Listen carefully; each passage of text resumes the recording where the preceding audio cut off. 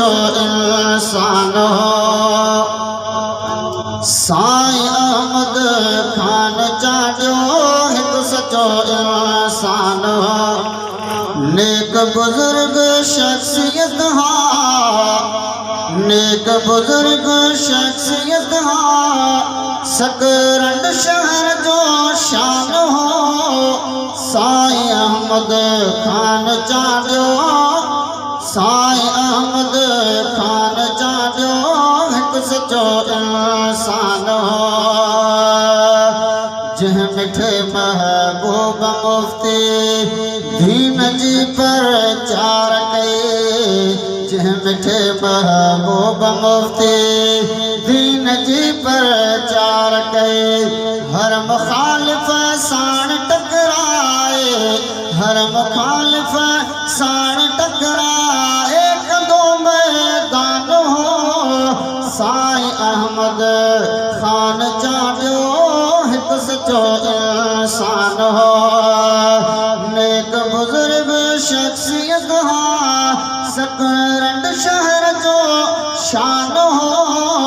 साईं अहमद खान जाॻियो हिकु सचो इंसान हो। ज़िंदगी पंहिंजी गुज़ारी सादगीअ सां कंहिं सॼी, ज़िंदगी पंहिंजी गुज़ारी सादगीअ सां कंहिं सॼी।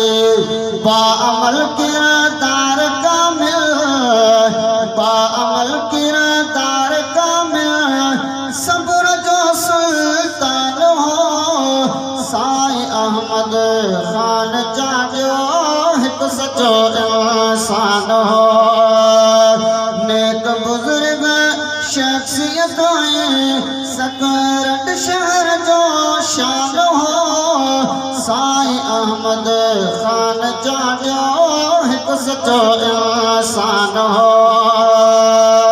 जंहिंजा जज़्बा वलवला मूं पंहिंजे अखियुनि ॾिठा, जंहिंजा जज़्बा वलवला मूं पंहिंजे अखियुनि ॾिठा। खूबसूरत खुशनुमा है, खूबसूरत खुशनुमा गुल भरियो गुलदान हो। साईं अहमद खान जाॻियो हिकु सचो इंसान हो। नेक बुज़ुर्ग शख्सियत हा, नेक बुज़ुर्ग शख्सियत हा, सकरंड शहर जो शान हो। साईं अहमद खान जाॻियो हिकु सचो इंसान हो। लाट ॿारे इल्म जी खुशबू ॾई वियो दिलरुबा, लाट ॿारे इल्म जी खुशबू ॾई वियो दिलरुबा। चमकंदड़ ॾीओ हुयो, चमकंदड़ ॾीओ हुयो, महकंदड़ पोस्तान हो। साईं अहमद खान जाॻियो हिकु सचो इंसान हो। ॻाल्हि अल्लाह बख़्श अहसन शेर में कई आचित्री, ॻाल्हि अल्लाह बख़्श अहसन शेर में कई आचित्री।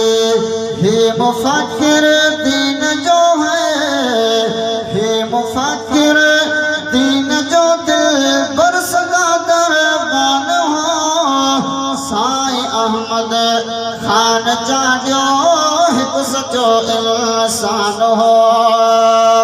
साईं अहमद खान जाॻियो हिकु सचो इंसान हो। नेक बुज़ुर्ग शख्सियत है, सकरंड शहर जो शान हो। साईं अहमद खान जाॻियो हिकु सचो इंसान।